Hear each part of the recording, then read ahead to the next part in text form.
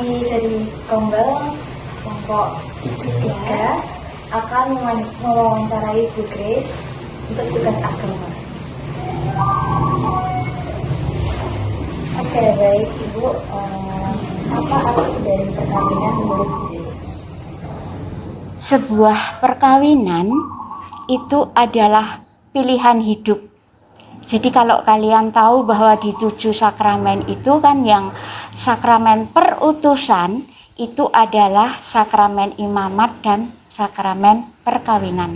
Nah, jadi kembali lagi bahwa itu adalah pilihan hidup masing-masing orang. Itu Mbak. Kalau lalu menurut Bude apa saja tujuan dari perkawinan itu? Oke. Tujuan perkawinan. Memang ada, kalau gini ya, kalau kita menikah itu kan pasti mempunyai tujuan dalam arti untuk saling melengkapi. Terus yang kedua adalah kalau Tuhan berkenan kan kita pasti diberi keturunan. Nah, keturunan itu bagi Bu Grace adalah sebuah anugerah. Dan setelah kita diberi anugerah itu, kemudian kita apa yang harus kita lakukan atau kita berikan? Nah, kita melayani, ya. Dalam artian melayani itu bisa dengan melayani sesama, bisa dengan kita pelayanan di gereja, apapun yang bisa kita lakukan. Kebetulan Bu Grace itu kalau di gereja adalah mendampingi anak-anak calon komuni pertama. Itu ya, oke. Ya, monggo. Kalau menurut Bude, apa makna cincin dalam pernikahan itu? Oke. Makna cincin pernikahan. Pada waktu menikah itu kan pasti pada saat pemberkatan itu ya, itu kan cincin itu diberkati. Kemudian kita saling mengenakan, memakaikan ya. Itu sebuah pengikat. Jadi untuk mengingatkan kita bahwa ini loh, kita sudah diikat dalam sebuah pernikahan atau perkawinan. Jadi tentu saja tidak boleh terus kita maaf nih. Contoh, itu kok ada cowok cakep ya, kok aku pingin ya gitu. Jadi dalam artian untuk mencegah perselingkuhan. Kalau ibu itu ya. Tapi menurut pengalaman ada juga yang memang cincin pernikahan itu karena keadaan perekonomian yang kepepet, kemudian itu dijual, tapi mereka selalu berkomitmen, meskipun cincin ini kita jual, tapi kita tetap bersatu. Itu Mbak, ya. Jadi satu itu memang kesetiaan itu tadi ya, kalau dengan menggunakan cincin, tapi itu juga tidak mutlak sebetulnya. Kembali lagi ke orang-orangnya, ke pribadi orang itu. Ya, begitu Mbak. Monggo. Apa sih maksudnya pernikahan beda agama menurut agama kita Katolik ini? Iya.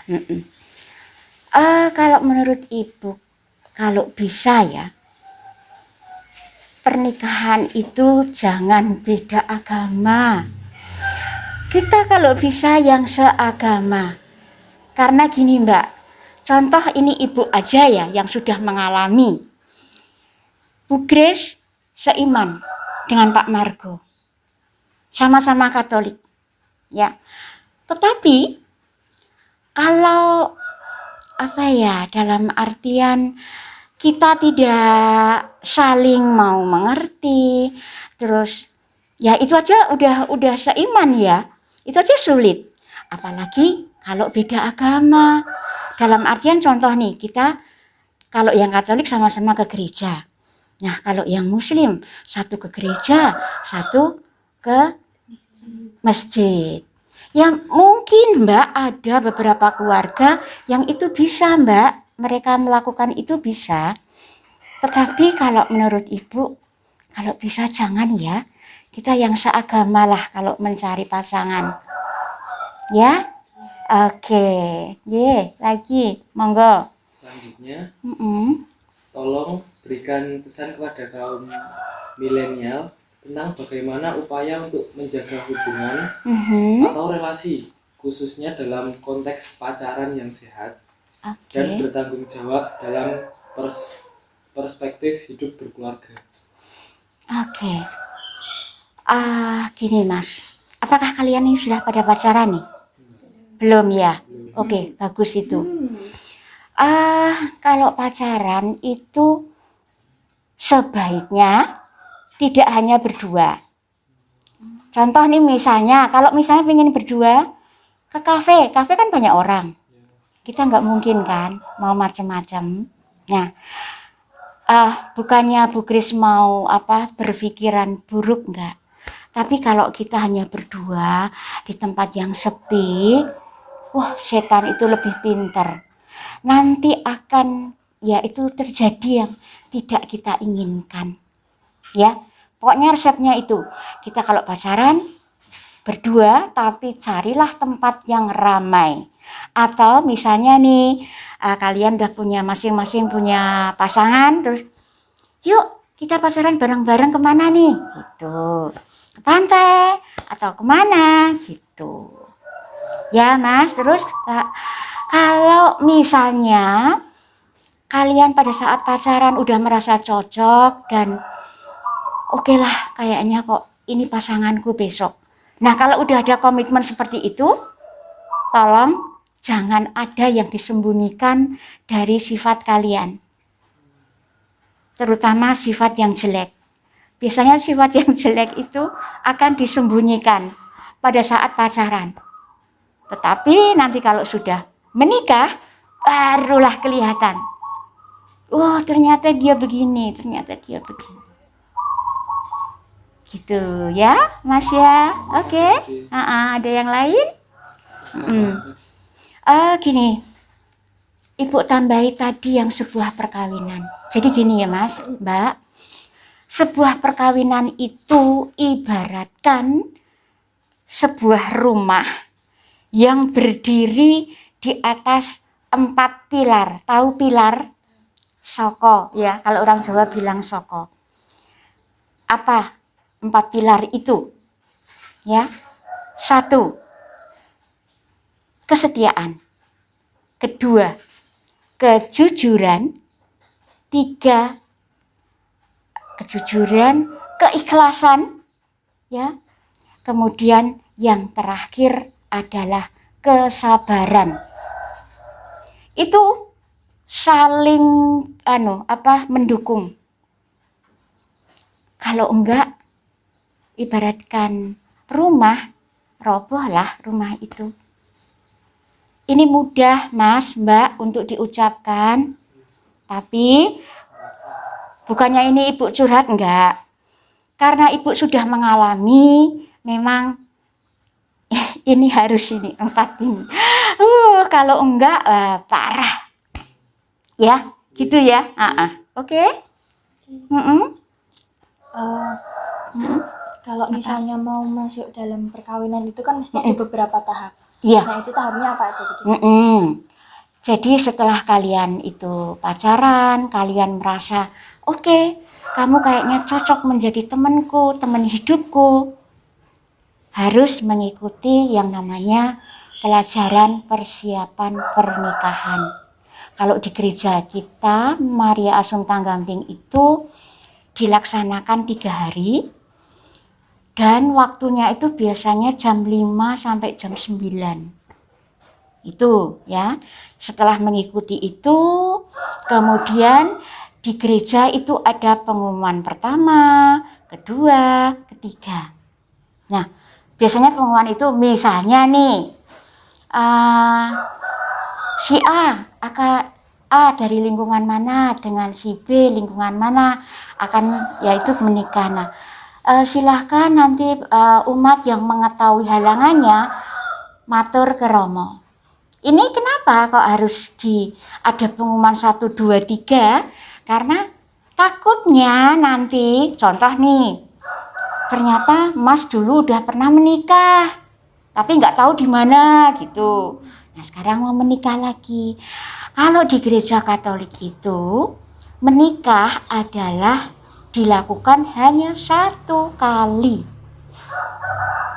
Ya, tidak bisa kok terus, contoh nih, aku udah bosen sama kamu, udahlah kita cerai. Nggak bisa seperti itu. Ya, gitu. Nah, udah tadi pengumuman 1, 2, 3. Biasanya di minggu yang keempat itu hari pernikahan. Tapi sebelum pernikahan itu harus istilahnya pelajaran kanonik. Itu hanya dengan romo paroki. Romo paroki akan menanyakan ini biasanya. Bagaimana? Kalian sudah mantap untuk hidup berkeluarga? Dipikir dulu. Kalau tidak mantap, lebih baik kalian mundur. Karena pernikahan secara Katolik adalah sekali seumur hidup. Pasti Romo akan bilang gitu. Nah, terus Romo akan tanya nanti, kamu tahu nggak kelemahan atau kekurangan pasanganmu? Masing-masing ditanya ini. Dan harus nggak boleh bohong. Nggak boleh bohong ya. Karena habis ini kalian mengaku dosa. Gitu. Terus udah ditanya begitu, oke. Dan pasti akan ditanya juga, apa tujuan kamu mau menikah? Nah, ada yang bilang, saya ingin punya teman selama hidup saya, Romo. Dan nanti punya keturunan. Dan Romo pasti akan bilang gini, kalau punya keturunan jangan hanya 1 atau 2, 3. Nanti yang 1 biar jadi Romo atau suster. Pasti begitu. Anak saya 2 yang mudah menikah, itu begitu. Dengan Romo kan sudah itu saya tanya kan. Pasti itu kayak gitu. Kemudian yang terakhir, Romo itu memberi wejangan. Setelah kalian nanti menikah, hidup berkeluarga, dalam artian kalian itu harus berbaur dengan masyarakat sekitar. Entah itu kegiatan di lingkungan secara yang non Katolik atau yang Katolik, tetap harus keluar. Dan syukur-syukur bisa juga pelayanan di gereja. Tapi jangan sampai menjadi beban di saat kamu kerja. Kamu kerja mencari uang memang tugasmu sebagai seorang bapak, kepala keluarga. Itu yang memberi wejangan yang untuk calon mantan laki-laki itu begitu. Tapi di sela-sela waktumu itu kamu harus tetap membaur dengan masyarakat dan melayani di gereja. Gitu. Ada lagi? Ada lagi. Gimana sih solusinya kalau sebuah pernikahan itu mengalami masalah? Iya. Ini pengalaman Ibu. Jadi kalau ada masalah begitu, kalau bisa jangan dipendam ya. Sampaikan. Nah, itu tadi kejujuran.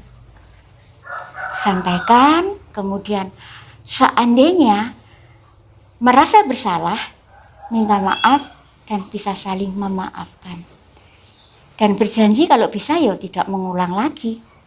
Tapi ya kembali lagi, kita kan manusia lemah ya Mbak. Pasti suatu saat ya akan mengulang lagi. Sebetulnya sebuah perkawinan itu atau pernikahan itu sama kok dengan kalian berteman begini nih. Cuman bedanya kan ada hal-hal tertentu yang hanya boleh dilakukan oleh orang yang sudah menikah. Ya kan? Kalian mesti pernah jengkel dengan Andin. Andin nanti jengkel dengan siapa? Kamu tuh menyakitkan kata-katamu, kalimatmu. Itu wajar Mbak. Nggak ada yang mulus sebuah keluarga itu. Yang penting itu ya. Dan kalau bisa di dalam keluarga itu berdoa bareng. Contoh misalnya kalau waktunya sibuk, ambil aja yang doa malam. Itu bisa berdua. Atau mungkin saat ada salah satu yang ulang tahun, yuk kita doa bareng. Tapi kalau bisa ya setiap hari itu paling tidak 1 hari sekali itu doa bersama. Gitu ya. Oke, ada lagi pertanyaan? Mungkin itu aja. Bu. Sudah, nanti kalau ada yang pertanyaan yang, wah tadi kok aku lupa, boleh tanya. Ya, Makasih ya, oke, Dede. begitu. Ya, sama-sama berkah dalam. Mungkin itu aja wawancara dari kami. Sekian dan terima kasih. Ini oke.